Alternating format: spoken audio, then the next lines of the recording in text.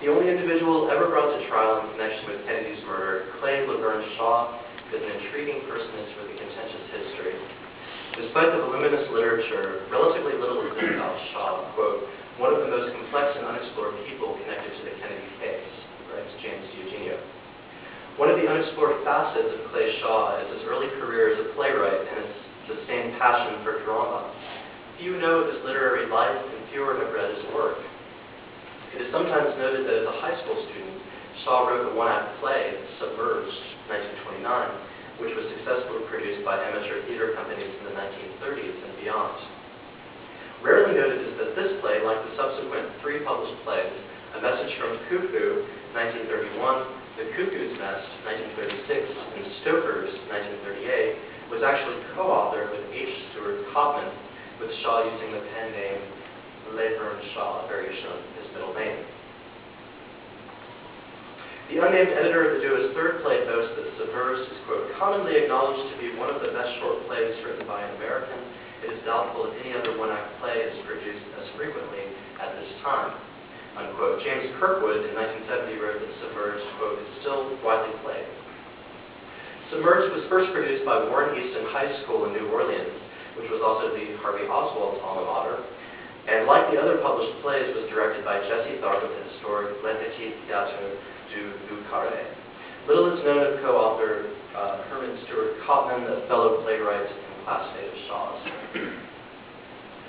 Shaw's literary activity was not a phase later to be discarded.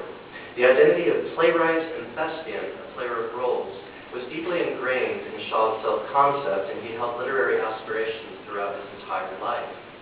Shaw's full-length play, In Memoriam, authored under the pen name Alan White, was produced at Le Petit in 1948. Shaw's one-act play, The Idle Tide, was reportedly produced several times in New Orleans. Later in his life, Shaw became friends with celebrated authors Tennessee Williams, Gore Vidal, James Leo Hurley, the author of Midnight Cowboy, and James Kirkwood, who were all, like Shaw, gay men.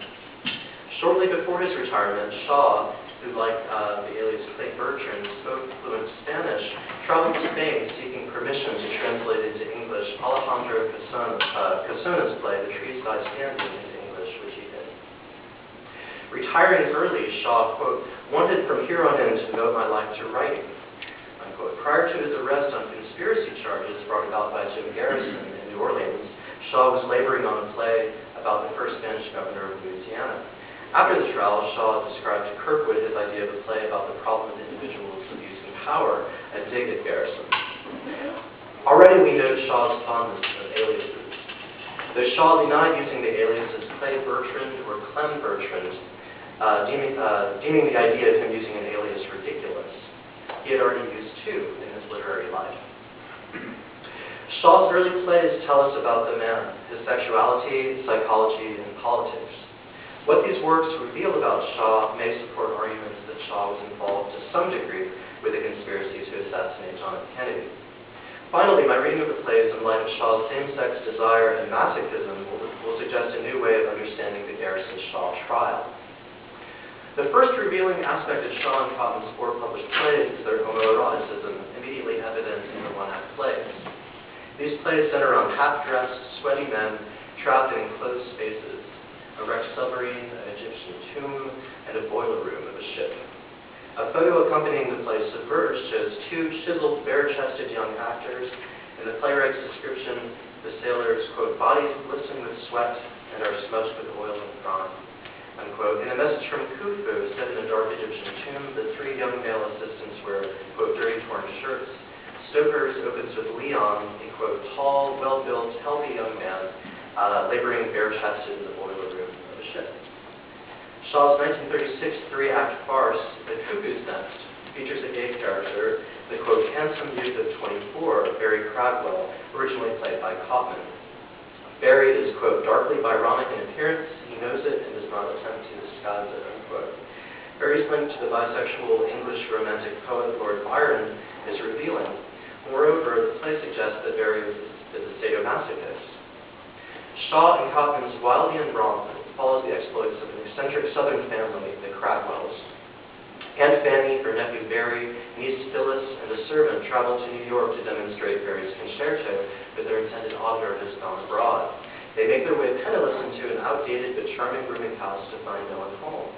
With few options, they take up residence, even going as far as collecting rent from new roomers who appear. One of these boarders, Menorah Judd, has fled her husband in Wichita.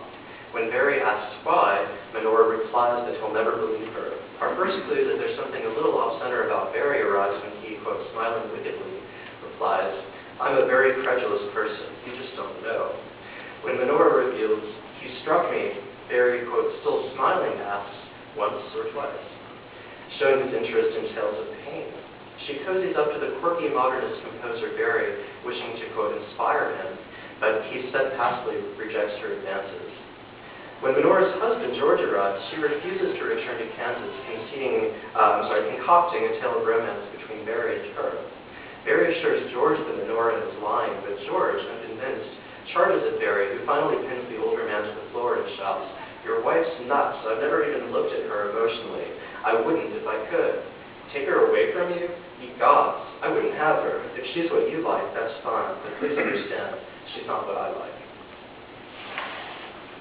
After a scene in which Barry and Menorah exchange slaps, Menorah rushes out and Barry and George are comically and homoerotically reconciled. Barry offers, "Allow me to condole with you." George, taking Barry's hand, tells the young man that he has, quote, "a good head," congratulates him, and though Barry has just insulted his wife, George apologizes and declares, "Say, I could use you in my business." First, Menorah is spellbound by this Byronic young composer, and now her husband follows suit. With foul humor, George inquires, "Know anything about brass nozzles? They're very interesting once you get into them." Ultimately, George enlists Barry to compose music for his company's commercials. Barry sadistically quips that the music will be so high class, quote, "you'll choke, but you asked for it," unquote. The homoeroticism of the Cuckoo's Nest is suggested not only by the stylistic depth to Wilde's comedies, but also via allusion when one boarder remarks, "Why, Oscar Wilde might have walked about in this very room," unquote. This material suggests that Shaw was aware of his own desires and the gay milieu in his late teens and 20s, showing the durability and depth of his sexual identity. Given the need for mid-century gays to be discreet, Shaw led separate public and private lives. Using the pseudonym Clay Bertrand, Shaw inhabited the gay subculture of the French Quarter, which encircled suspect David Ferry and witness Perry Rousseau, and, according to some reports, Lee Harvey Oswald. Jim Garrison believed Oswald to be bisexual and unable to meet his wife's sexual needs. Sources in the older gay community, from the very obscure to Gore Vidal himself, claim Oswald was a gay hustler in the French Quarter, and that Shaw observed him in that context, but he claimed never to have seen him. Asked whether Oswald seemed gay, attorney Dean Andrews said Oswald, quote, "swang with the gay kids, the swishers who accompanied Oswald," those are Dean Andrews' words, "who accompanied Oswald to his law office." Andrews remarked that he didn't know squares to hang out with gays.